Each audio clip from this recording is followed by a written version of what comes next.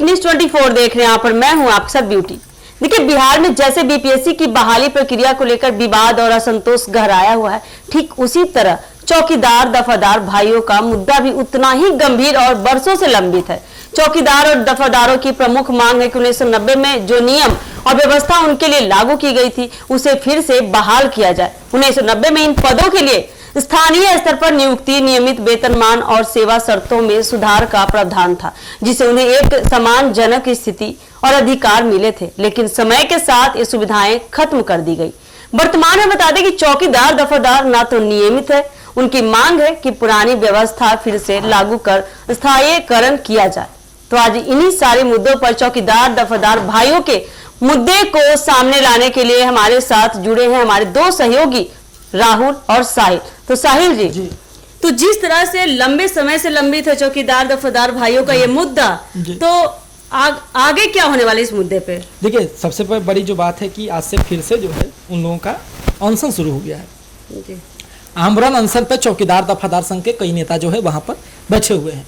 अब बात है कि जब चौकीदारों दफादारों की नियुक्ति होती थी तो अति पिछड़ी जातियों को जो है उसमें प्रभुत्व मिलता था। इसमें पासवान जाति की जो है सबसे अधिक महत्व था, पासवान जाति के लोगों का होता था।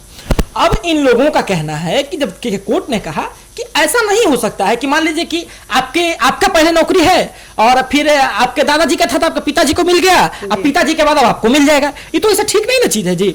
तो कोर्ट ने क्या किया, इस चीज को सस्पेंड कर दिया कि ना ऐसा तो नहीं होगा।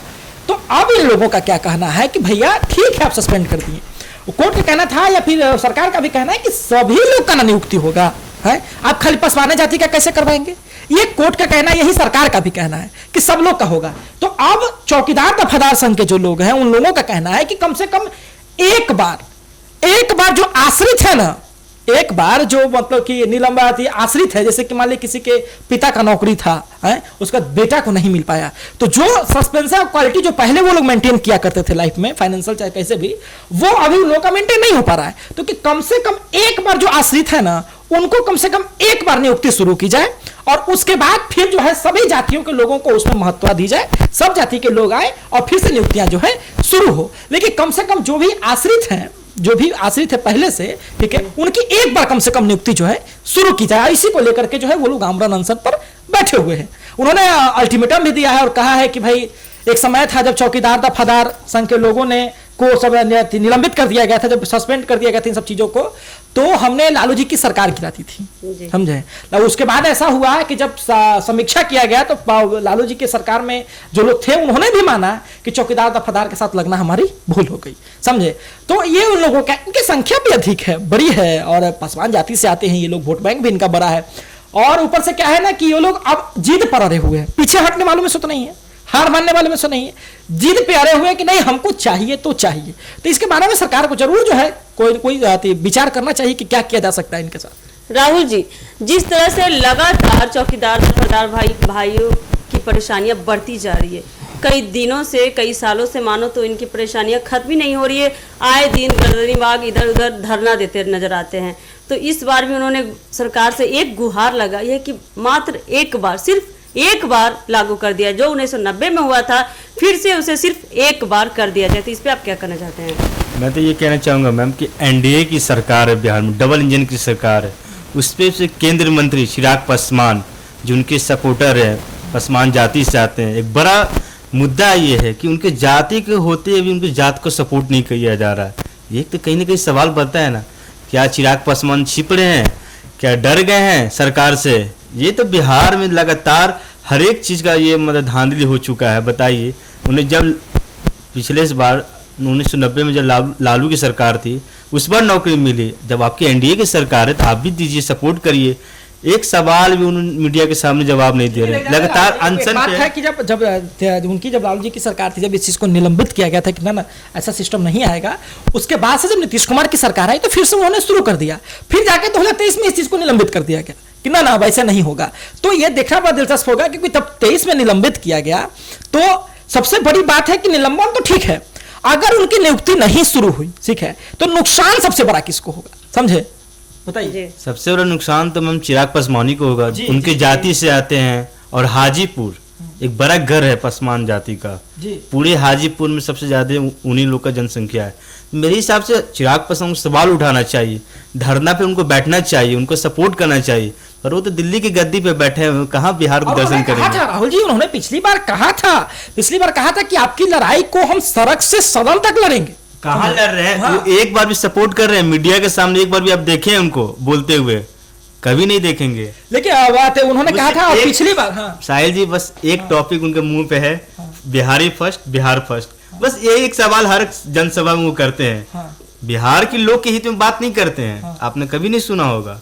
अगर इनके उन दिल में दया है तो आइए ना, धरना पे बैठे ना, अनशन पे आइए, सपोर्ट करिए। आपको तो आपको दिल्ली से आने मत 5 मिनट लगेगा, आपका अपना प्राइवेट जेट होगा, सरकार की ओर से मिला हुआ, तो क्या दिक्कत है? आइए बिहार में। अब तो सड़क भी बना दी एनडीए की सरकार, अब तुरंत आ सकते हैं। देखिए, आपको बता दें कि सरकार की तरफ से सुविधाएं मिलती है, प्राइवेट जेट नहीं मिलता है, लेकिन हाँ इनकी यातायात की सुविधा जो है अच्छी है।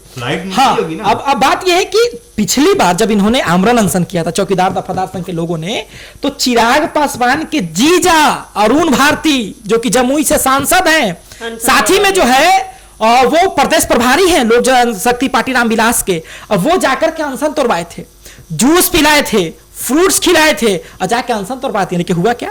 फिर आमरण अनशन पे इन लोगों को बैठना पड़ा। ठीक है, तो या तो समस्या का समाधान कर दीजिए, और नहीं तो बिल्कुल सीधा तरीके से खारिज निदान कर दीजिए। ठीक है, कि नहीं हो पाएगा, समझे? और नहीं हो पाएगा तो फिर नुकसान तो होगा, नुकसान तो झेलना ही पड़ेगा, ये सबसे बड़ी बात है। और देखना इस बात भी दिलचस्प होगा कि चिराग पासवान जी पिछली बार तो पग बढ़ाए थे कि ना भाई चौकीदारों के समर्थन में हम आ जाते हैं, इस बार चिराग पासवान चौकीदारों के समर्थन में आएंगे कि नहीं। दूसरी बात है कि सत्र भी चल रहा है, समझे, और जो खबरें हैं कि विधानसभा का घेराव करने की ओर भी ये लोग देख रहे हैं, समझे, सत्र भी चल रहा है और विधानसभा का घेराव करने की ओर देख रहे हैं। और जो सबसे बड़ी बात है, सबसे जो बड़ी बात है कि अगर इन लोगों की नियुक्तियां शुरू होती हैं तो ये लोग तो ये भी कह रहे हैं कि सिर्फ एक बार जो आश्रित हैं उनको कर दीजिए, नियुक्त कर दीजिए, उसके बाद से फिर बाकी जातियों को भी अपला दीजिए।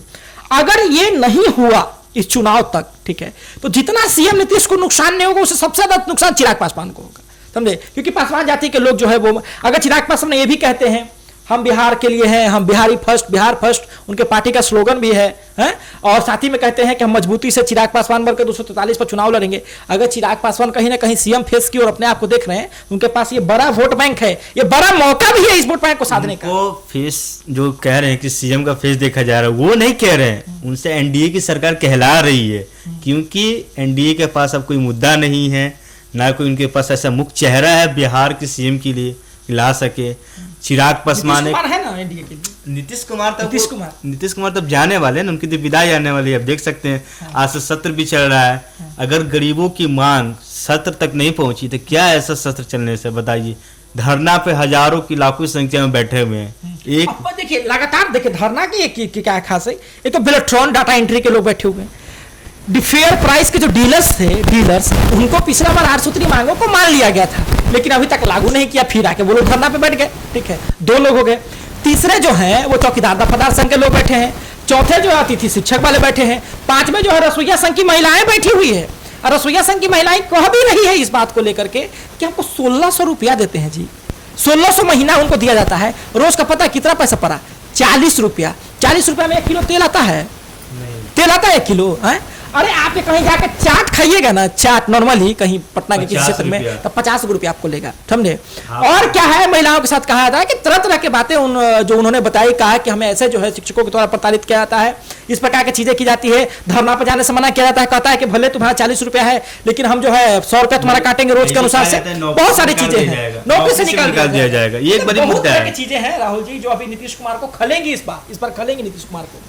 जी, जैसा कि अभी आपने हमारे दोनों सहयोगों की सुना कि कैसे इन्होंने चौकीदार दफादार भाइयों के दुख को समझा और आपके समक्ष इन्होंने सारे दुख को पेश किया, तो क्या लगता है कि चिराग पासवान इस बार चौकीदार दफादार भाइयों के बारे में सोचेंगे? क्या लगता है कि इस बार चिराग पासवान उनके बारे में सोचकर अपना वोट बैंक बनाएंगे?